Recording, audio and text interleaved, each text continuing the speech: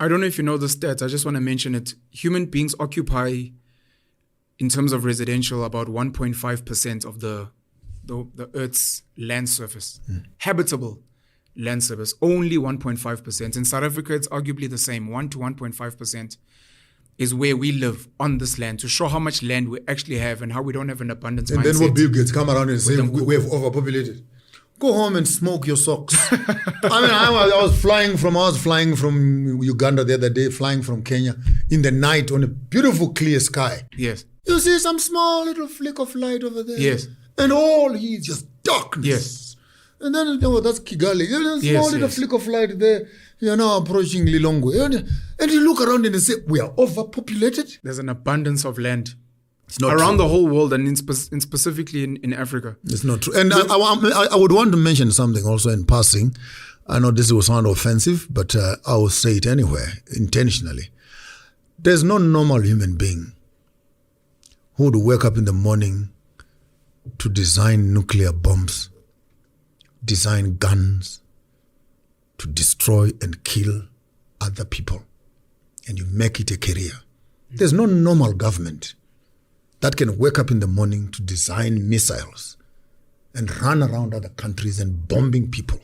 There's no normal people who are living in Gaza and in Palestine, who are living in Ukraine and in Russia, who are living in America and other places where killing of people and humanity can be allowed and tolerated in the name of being a superpower.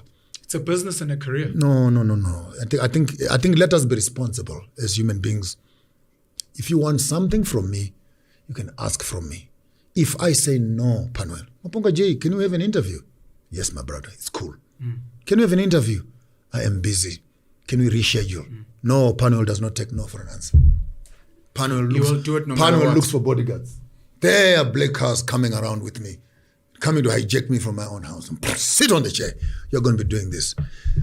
Anyone who wants power wants to abuse us, because love can get the same job done with cooperation.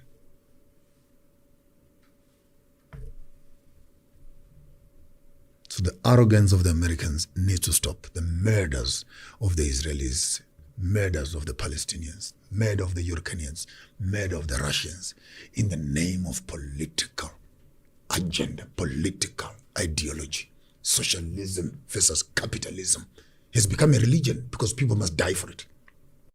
The Pelican, I think it's called the Pelican Treaty, or Pelican Indaba Treaty, where South Africa is one of the leaders of nuclear. Just as a concept, we even had our own bombs. We signed, after the apartheid government handed over power to the ANC, that we will not create any nuclear weapons. We need to tell Ramaphosa, go get that piece of paper and burn it. And on the entire African continent, when America's nuclear weapons, parts of the Middle East, Europe, Asia, we pride ourselves in the fact that after the apartheid government, which had nuclear bombs, they dismantled them before they handed over power to the ANC. And then the ANC signed that we will ensure that we will have no nuclear weapons, number one. Louis Theroux, a BBC journalist, sat with the ex-leader of the AWB, Eugene Terblanche, and he asked him for the criteria of what it takes to be a Boer, an Afrikaner. And at the end, he asked, can a black person not be a Boer? And I want to flip this around for you in the question of an African.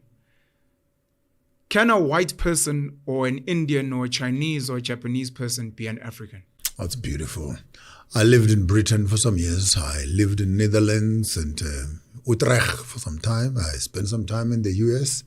And while I was in Europe for those years, I never became a European by all practical purposes.